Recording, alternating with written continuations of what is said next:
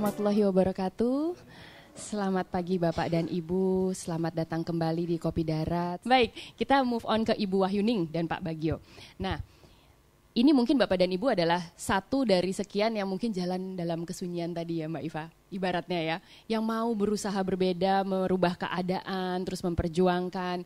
Sebetulnya menurut Bapak dan Ibu yang disebut KKG atau MGMP yang seru, yang meriah, yang ideal, ya kalau seru meriah kelihatannya kok hura-hura, tapi yang ideal, yang produktif itu seperti apa dan gimana Ibu bisa melakukan perubahan di sebuah kelompok yang tadinya barangkali lesu ya, kemudian menjadi produktif seperti sekarang ini. Monggo Bu, silakan. Baik Bapak Ibu, sebelumnya perkenalkan nama saya Wahyuning Widiati, guru Bahasa Inggris SMP Negeri 2 Banjarnegara, dan saya juga saat ini menjadi Sekretaris MGMP Kabupaten Bahasa Inggris di Banjarnegara dari tahun 2013 sampai sekarang. Yang sebelumnya dari tahun 2009 sampai 2013 saya menjadi Ketua MGMP. Nah, sebelumnya akan saya ceritakan kondisi MGMP saat itu ketika saya pertama kali jadi pengurus di MGMP. Nah, pada saat itu MGMP ini hanya dimiliki oleh pengurus, artinya kegiatannya itu hanya top down dari MKKS dan dinas, baru pengurus yang merasakan, yaitu diantaranya hanya diminta untuk membuat soal ulangan akhir sekolah, kemudian ulangan kenaikan kelas, dan membuat LKS waktu itu. Lalu misalnya ada kegiatan dari dinas itu terasa monoton, artinya narasumbernya hanya memberikan ceramah, kemudian kita mendengarkan, lalu pulang diberi file, tapi nggak ada tindak lanjut selanjutnya. Punya file banyak, tapi nggak tahu dengan apa file ini nanti. Gitu. Nah, kemudian kita juga ada kegiatan MGMP, tapi saat itu misalnya awal tahun kita berkumpul lalu menyusun RPP, silabus, tapi sekedar menyusun RPP sebagai satu kewajiban bahwa kita itu harus punya kelengkapan administratif sebagai guru, yaitu RPP dan silabus. Belum RPP itu kita sesuaikan dengan keadaan anak-anak kita, sekolah kita. Jadi sekedar kamu buat kelas 7, 8, 9 lalu copy paste gitu. Saat itu. Nah, dari hal-hal tersebut menggerakkan hati saya untuk apa ya yang bisa saya lakukan untuk MGMP ini gitu. Maka langkah pertama saya adakan pendekatan dengan MKKS, Musyawarah Kerja Kepala Sekolah dan dinas terkait. Saya karena sering berhubungan ketika membuat soal dan sebagainya, saya menemui pengurus MKKS untuk minta dukungan motivasi, diantaranya mengenai satu perizinan, karena kadang-kadang kepala sekolah itu enggak semua willing memberikan izin untuk gurunya keluar gitu. Kemudian 2 untuk pendanaan. Nah, pendanaan ini memang benar, sebenarnya teman guru itu bukan tidak mampu, tapi ketika dia terima sertifikasi belum ada kesadaran tadi. Jadi minta sekolah bagi teman-teman guru yang belum menerima sertifikasi, bagaimana? Kan juga ada guru wiyata bakti dan sebagainya. Nah, kemudian yang ketiga mengenai implementasi pelatihan-pelatihan. Karena kalau tidak ada dukungan dari sekolah, sarana, kemudian prasarananya, maka implementasi di kelas itu tidak akan terjadi. Lalu setelah berjalannya waktu, saya bergabung dengan USAID Prioritas sebagai fasilitator. Karena kesulitan tadi menggerakkan satu kabupaten, maka saya bisiki pengurus yang di Korda saya, di lingkungan sekolah saya itu untuk menyelenggarakan kegiatan. Dan terjadilah satu kegiatan yang saya adopsi, saya manfaatkan kedudukan saya sebagai fasilitator dari materi, kemudian metode pelatihan dan pendampingan guru-gurunya dalam lesson study. Next. Nah, kegiatan lainnya, praktik-praktik yang sudah saya lakukan di kelas saya perlihatkan kepada teman-teman saya. Misalnya announcement, pada materi announcement saya perlihatkan hasil karya anak-anak ini loh, saya sudah melakukan pembelajaran aktif di kelas dan ini hasil anak-anak saya. Karena biasanya teman-teman guru itu underestimate terhadap muridnya sendiri. Apa bisa muridku anak desa diajari seperti itu gitu. Tapi setelah melihat hasil dan mereka tertantang untuk melakukan di kelas masing-masing. Nah, otomatis hal-hal yang sudah dilakukan tadi membawa dampak bagi teman-teman guru di pembelajarannya. Yaitu pertemuan MGMP yang sekarang itu menjadi sesuatu yang ditunggu karena ada yang dibawa pulang gitu. Tadinya kan hanya teori saja, tapi sekarang lihat sendiri, oh iya ternyata saya akan melakukan extensive reading misalnya, circle time dan sebagainya di kelas-kelas saya, itu teman-teman. Kemudian pertemuan rutin dilaksanakan setiap Selasa karena kami kalau di SMP itu ada masing-masing mapel punya hari MGMP dan bahasa Inggris itu hari Selasa gitu. Jadi setiap Selasa tadinya yang guru-guru di gunung Bapak Ibu 60% wilayah Banjarnegara itu di pegunungan. Jadi kalau ada hari MGMP itu mereka ya tapi sekarang sudah enggak lagi karena ada kegiatan MGMP ini. Dan pembelajaran bahasa Inggris menjadi lebih hidup itu terlihat di anak-anak lebih berani mengungkapkan pendapatnya, mempresentasikan hasil karyanya. Kelas-kelas sudah mulai semarak dengan papan pajang karena tadinya kan hanya sekolah-sekolah mitra USAID prioritas saja, tetapi setelah ini sekolah-sekolah lain pun ikut menerapkan pembelajaran aktif ini. Dan media sosial teman-teman saya itu marak dengan postingan-postingan hasil pembelajarannya. Setelah mereka berhasil mempraktekkan itu di kelas, dia posting gitu. Terus inbox, Bu Wahyu di like dong. Gitu. Saya like, saya beri komen, mereka luar biasa senang.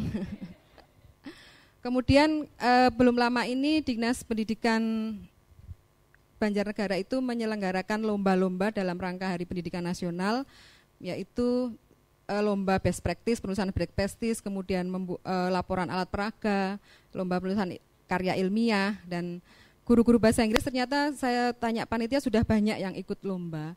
Karena sebelumnya itu kan kalau lomba ilmiah begini hanya dikuasai guru matematika dan IPA gitu.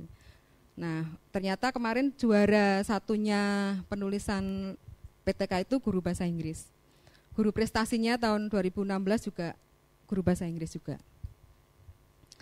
Lalu dampak yang paling nyata untuk para guru itu terpenuhinya poin pengembangan diri dalam PPGP yang sekarang tadinya PKB tadi, karena ada 3 hal yang harus dipenuhi, yaitu pengembangan diri, publikasi ilmiah, dan karya inovatif.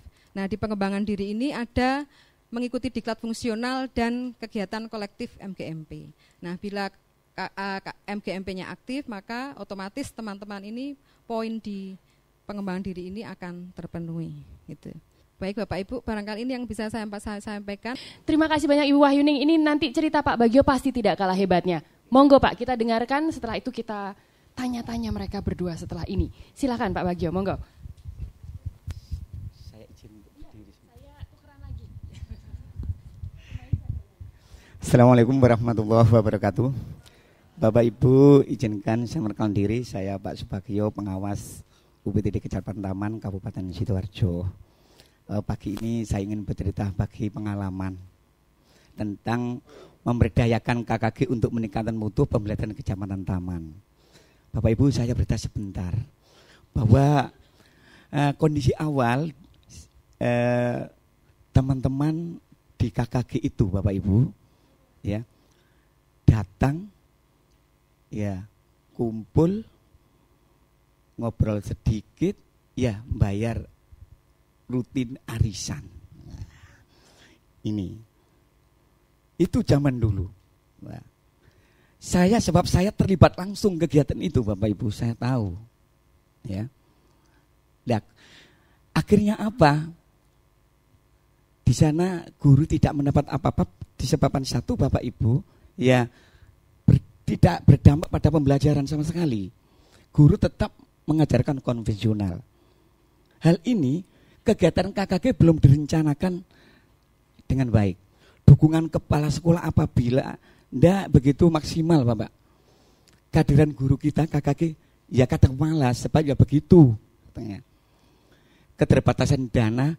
Nah ini pelaksanaan program pengembangan keprofesian berkelanjutan di KKG belum berjalan. Ini Bapak ya. Lanjutnya Bapak.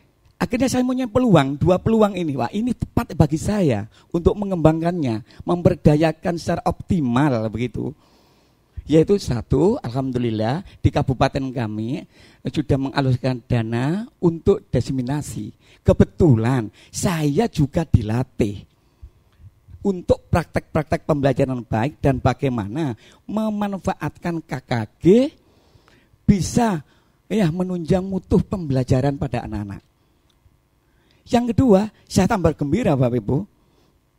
Alhamdulillah Bupati saya sangat mendukung peningkatan mutu kompetensi guru.